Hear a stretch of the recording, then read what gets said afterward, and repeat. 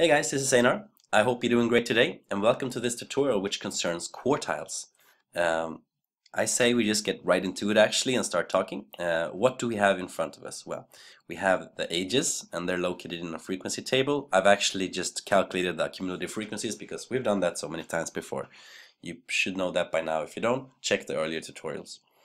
And we have the formulas that we're going to be using. Now, as in the other tutorials, we're going to calculate each part and then put them all together in order to understand how this measure works. So what do we have here? Well, we have XO, which is the lower quartile class limit. We have N, which is the sample size.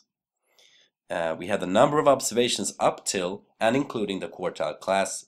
We have N0, which is the number of observations up till the quartile class. So the difference between this one is that this is the number of observations before our quartile class, and this is the number of observations up till, and it includes the observations in the class that we're interested in. And finally, we have W, which is the class width. We're going to start calculating these by taking a quick look at the frequency table. I'm going to zoom in so you can see. Right, so how do I know which class our first quartile will be located in? Well, perhaps I'm really smart so I can just calculate shares just by looking at frequencies, but if we want to be really precise and sure, we're going to calculate our shares and translate them to percent so we know how much of the accumulated percent we moved through our data set. So I take my first accumulated frequency and I'm going to divide it by the total to get this accumulated frequency share of the total. I need to fix this with a dollar sign, like so, and I get, okay, the 8 frequencies so far here make up 0.32 of the share of the material. If I pull that down, I get 1, and that makes sense because here, the 1, we have 100% of our data.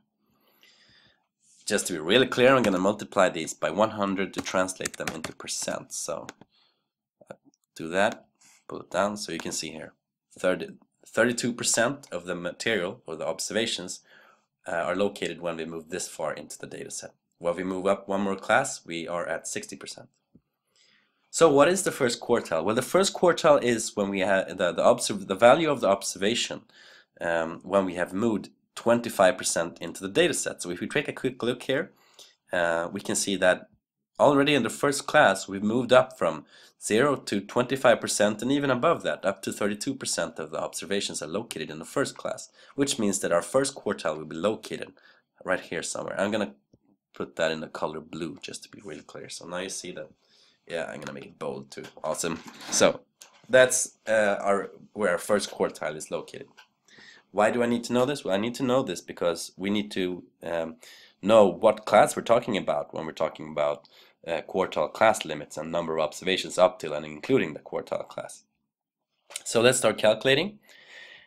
X0 was the lower quartile class limit, and in this case that is going to be 9.5. So we just put that in. N is the number of observations in our data set, so we sum up all our frequencies and we get 25, which is the same as the total, so it's correct. And 1 is the number of observations up till and including the class that we're interested in. Well, in this case, it's going to be these 8 people we have right there. So I'm just going to write equal to there, 8.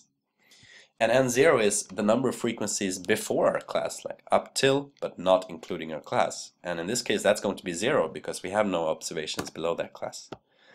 Our class width, well, this is kind of tricky. It's actually going to be 15.5 minus 9.5 because our class limits are actually 0.5 above and below what we displayed here. So our class, oh sorry, we have to put the equal sign there. So the class width is going to be 6, not 5, which you might believe when you just take a quick look, but it's important to notice this difference. And thusly we have all the parts we need for this formula. So I'm going to start calculating it. I go to my quartile area here. I write equal to, and well, we have our XO. That's 9.5 right there. I'm going to need a bunch of parentheses. Actually, I'm going to plus, and I need a bunch of parentheses. In fact, I need 3 of them. I'm going to take n divided by 4. So my n, 25 right there, divided by 4, minus no, which is 0 in this case, because we have no observations before the class that we're interested in. So that's our first part of the formula. We're going to divide this by, and then another parenthesis. n1 minus n0, so the number of observations up till and including our quartile class, and the observations before that, which is, as before, 0 in this case. Add another parenthesis. Oh, in fact, I don't need 3 parentheses, I only need 2 there. Sorry about that. Because now we have actually this part of the formula enclosed within these parentheses here, as you can see. And finally, we're going to multiply this by our class breadth, so I go multiply by 6 right there. So this is the formula we need for our first quartile, and that is going to be 14.18. So when we have moved 25% into our data set, that observation is predicted to have 14.18 as a value. Now it's hard to tell, you know, because we have a grouped data set, so it will be different if you have an ungrouped data set, but that's what you're going to have to do when you're working with grouped data like this. We're going to move on and do the same thing for our third quartile. It's the exact same principle as before, but we're doing it for practice. So we go with 32%, 60%, and what are we looking for? Well, we're looking for the 75th percentile. And so when we move the 75% into our data set, so that is going to be in this class, because this class includes all the observations up till the 76th percentile. I'm going to give this a different color to be sure when we're working with this. How about red? And I make it bold like that. So this is the class that we're working with. We need XO, which, if you remember, was the lower quartile class limit, which in this case is going to be 21.5.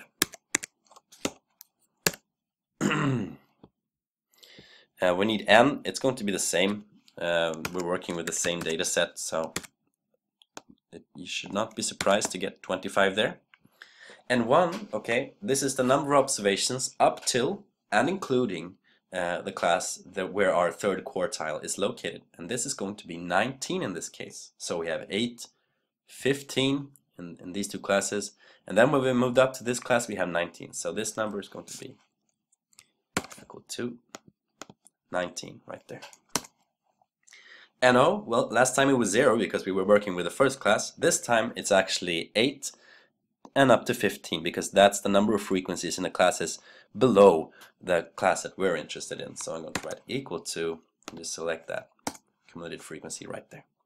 Our class width is going to be 6 as before, but for revision purposes, I'm going to take the upper class limit, 27.5 minus 21.5, and we still get 6, so that makes a lot of sense. We all have all the parts we need for the formula, so I'm going to write equal to our XO, the lower quartile class limit. Okay, it was 21.5 in this case, plus 2 parentheses, and this time we're going to have 3n divided by 4, so that's the difference between these formulas. Notice that difference, it's very important. So I'm going to take 3 multiplied by our n divided by 4. And then finally minus the number of observations up till that class, which is going to be 15 in this case. Close that parenthesis, and we're going to divide this by n1 minus no, which is then 19 minus 15. So these are the observations up till and including our class, and these are the observations before. There. Finally, we multiply it by our class width of 6. So that's the formula that we're using right there. I hit enter, and we get that our third quartile is 27.125, 27 basically, which is right at the top here. Actually, you know, it's actually slightly above our top value in this class, which makes sense because it goes up to 76%, but so that means that our 75th percentile, so to speak, is very close to the limit. It's actually almost like somewhere in between these two classes, but we ended up in this class because that's how we divided the data. So that's how you calculate quartiles. I hope you have some good time playing around with this. You know, change the numbers and see what happens to all the values as we manipulate our data. And I hope you have a really good night. Bye-bye.